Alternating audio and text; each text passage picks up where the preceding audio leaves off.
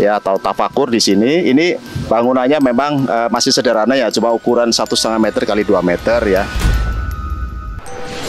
Kalau setiap kali burung puyuh itu keluar, itu biasanya ada perlambang untuk apa banjir, apa. Dan ini ada batu yang nggak bisa digusur. Nah, batu ini nggak bisa digusur karena memang peninggalannya Eyang Bandayuda, nggih.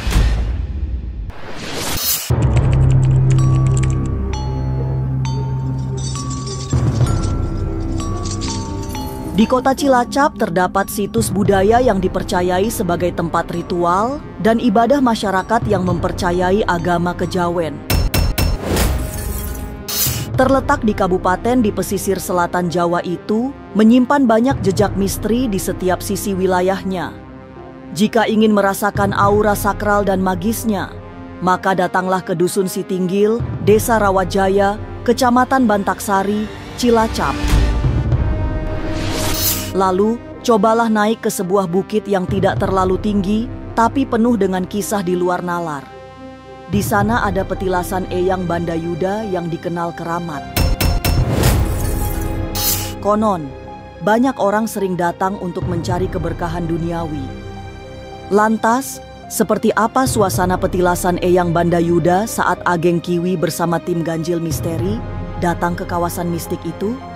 Jangan dulu berlalu, masih akan banyak keganjilan yang terjadi di sini. Dan jangan lupa subscribe, like, komen, dan share, agar tak ada yang terasa ganjil di sekitar Anda.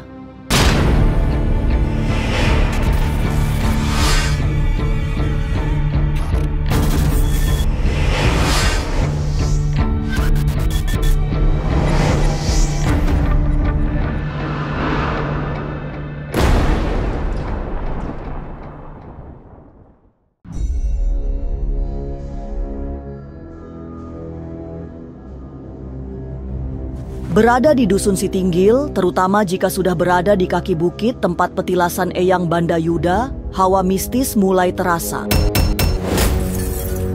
Untuk bisa melakukan ritual di petilasan keramat itu, memang dibutuhkan usaha yang tidak ringan.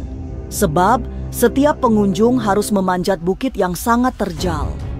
Suasana di sekitar bukit sudah terasa angker dengan banyak pohon besar, serta suasana alam yang hening. Nah, kali ini saya berada di daerah Kawunganten, khususnya di Kecamatan Sitinggil, Kabupaten Cilacap. Nah, di sini ada salah satu petilasan atau makam yang terkenal dengan nama Eyang Bandayuda, dan ini tempatnya sangat, pokoknya kelihatan masih mistis karena kita harus naik ke tangga yang begitu tinggi di sana ya. Bagi para orang-orang yang akan ngalap berkah harus kuat fisik, mental, dan segalanya karena memang tempatnya itu masih asri dan masih mistis sekali ya. Aura mistis sangat kuat menerpa siapa saja yang berada di kaki bukit. Ageng Kiwi ditemani Seno Hadi yang dikenal sebagai seorang penggiat budaya menemui tokoh desa yang paham betul tentang petilasan Panembahan Eyang Bandayuda. Mesti mistis sekali di sini. Ageng Kiwi tidak sendiri, Ageng Kiwi nggak sendiri. Di sini saya ditemani oleh Mbah Darsono, tokoh masyarakat yang ada di sini, dan juga ada Mas Seno. Ini Kolonel Seno. Ini Kolonel Seno adalah penggiat budaya. Beliau tinggal di Jakarta, tapi karena asli dari warga di sini ya, dan putra daerah. Nah, kali ini saya akan ditemenin oleh Mbah Darsono dan Mas Seno. Petilasan Eyang Bandayuda sangat dikenal oleh masyarakat Cilacap. Tempat ini terkenal sering dijadikan orang untuk melakukan tirakat serta ritual-ritual sakral lainnya. Tidak jauh dari petilasan ini juga ada makam yang diyakini sebagai pusara Nyai Ragil, tokoh yang dekat dengan Eyang Bandayuda. Banyak orang datang di malam-malam tertentu, misalnya saja Jumat Kliwon atau Minggu Pahing. Tapi siapa sesungguhnya Eyang Bandayuda itu? Eyang Bandayuda juga termasuk tokoh ulama besar. Jadi ulama besar untuk agama Islam itu terbukti, setahu saya banyak yang berkunjung ke sini rombongan, terus di atas mengadakan kegiatan keagamaan seperti ada tahlil dan sebagainya gitu lah. Terus Eyang Bandayuda di sini yang jelas kami tahunya hanya tempat pertilasan Eyang Bandayuda seperti itu.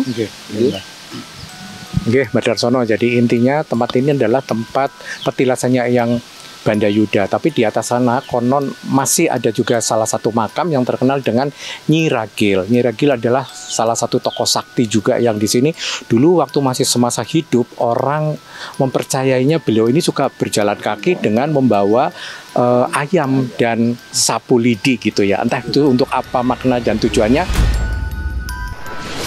Lantas seperti apa suasana ketika sudah berada di puncak bukit tempat petilasan Eyang Bandayuda berada? Jangan kemana-mana, tetap subscribe, like, share, komen, agar tak ada yang terasa ganjil di sekitar Anda.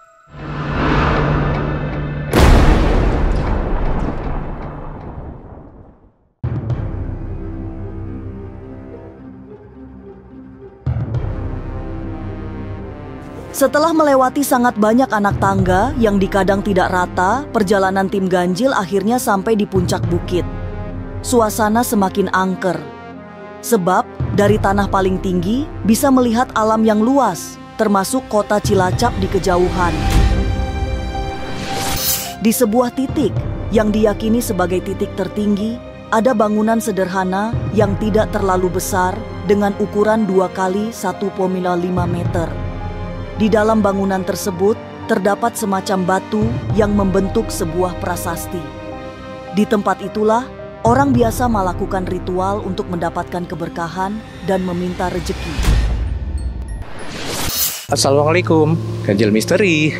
Ini saya sudah berada di petilasannya Mbah Bandayuda, udah di atas banget, di atas gunung.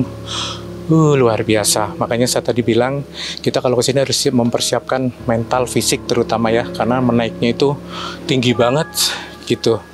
Tapi setelah sampai sini kenapa ya bawaan kita tuh tenang gitu ya, adem gitu. Jadi Mas Eno tadi pas saya kesini saya izin Mbah berada di sini. Jadi ini tempat di mana Mbah Bandayuda juga sering duduk tafakur di atas batu yang gede ini. Nah, di sini nih petilasannya Mbah Bandayuda ada di sini. Beliau suka bertafakur untuk menghadap kepada Allah Subhanahu wa taala. Gitu, bisa berhari-hari beliau duduk ada di atas batu ini nih. Itu pemirsa. Nah, mungkin saya sama Mas Eno akan berdoa dulu ke Mbah Bandayuda. Bapak kita datang ke sini sekalian mengirim doa intinya kepada Mbah Bandayuda agar bisa disampaikan kepada Allah Subhanahu wa taala, karena beliau yang lebih dekat ya. Intinya kita sebagai manusia yang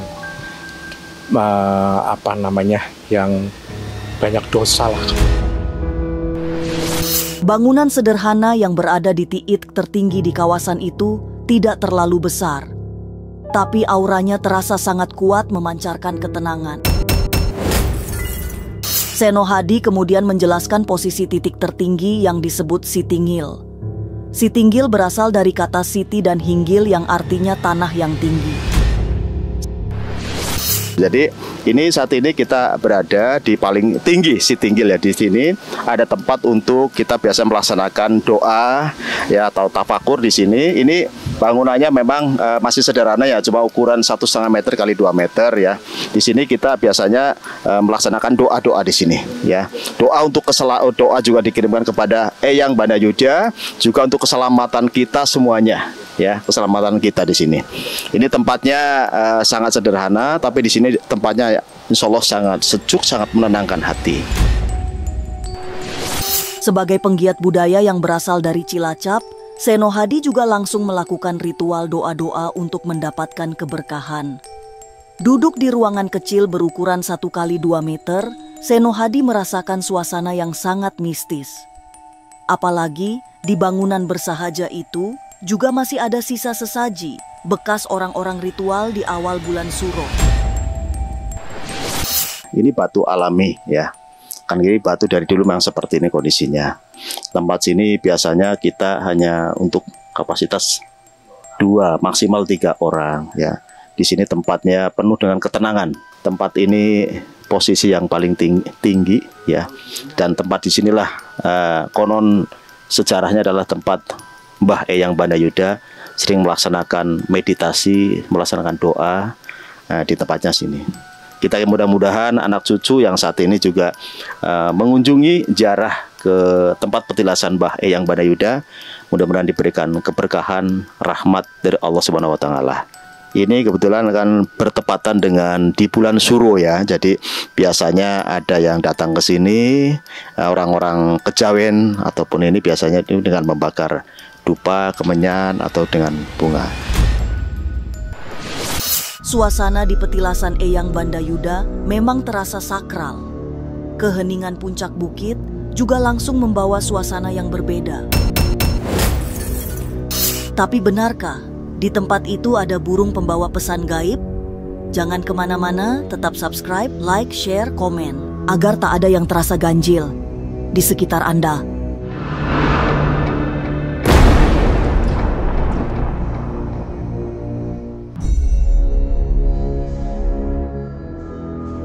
Tidak jauh dari bangunan yang dijadikan tempat meditasi, Ageng Kiwi mengajak tim penelusuran ganjil misteri melihat batu besar. Di batu itu, dulu Eyang Bandayuda juga sering melakukan ritual tertentu selama berhari-hari. Berada di dekat batu berukuran sangat besar itu, suasana juga sangat angker. Nah, ini saya berada persis di belakangnya batu. Nah, batu ini adalah tempat di mana Eyang Bandayuda sering bertafakur, kadang sampai berhari-hari gitu kan. Batu yang menjadi puncak tertinggi kawasan Sitinggil itu juga mengalirkan suasana mistis. Ageng Kiwi yang memiliki ketajaman batin merasakan ada getaran aneh di dekat batu berukuran raksasa itu. Ia seperti dibawa ke suasana yang tidak ingin pergi dari tempat itu. Batu besar itu juga tidak pernah bisa digoyahkan oleh apapun, termasuk ketika ingin dirobohkan atau digusur. Anehnya nih batu ini ya, padahal kalau kita lihat di Sitinggil ini semua dataran ya, dataran paling ada gunung-gunung, pegunungan yang di sebelah sono tuh. Tapi ini dari dataran yang rendah, ini paling gunung paling tertinggi. Ya, yang tadi kita naiknya bisa dilihat, dan ini ada batu yang nggak bisa digusur.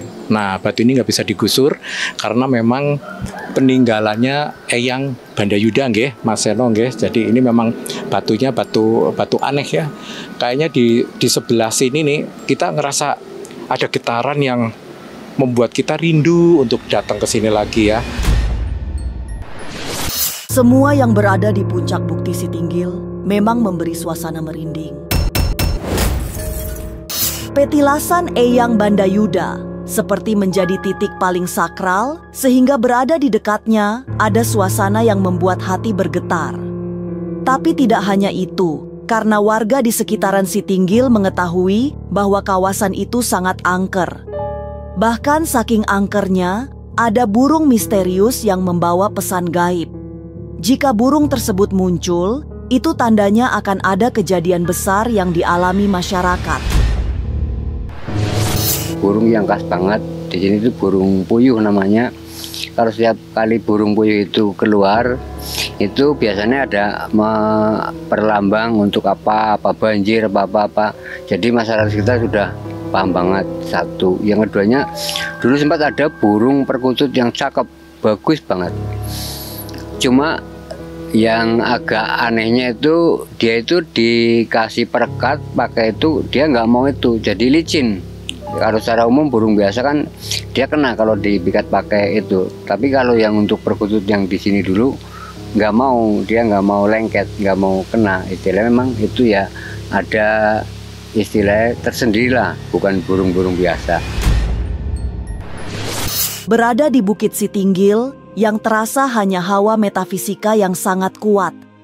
Petilasan Eyang Bandayuda itu sering dijadikan tempat mencari berkah dan rejeki oleh kalangan tertentu. Di malam-malam sakral seperti Jumat Kliwon dan Minggu Pahing, menjadi hari di mana banyak orang yang naik ke puncak bukit untuk bersemadi meminta hajat mereka. Inilah ganjil yang akan menguak berbagai misteri di alam nyata dan tak kasat mata. Sampai jumpa pada episode selanjutnya dengan kisah-kisah ganjil. Setiap hari Senin, Kamis dan Jumat pukul 5 sore. Tapi sebelumnya jangan lupa subscribe, like, share, dan komen agar tak ada yang terasa ganjil di sekitar Anda.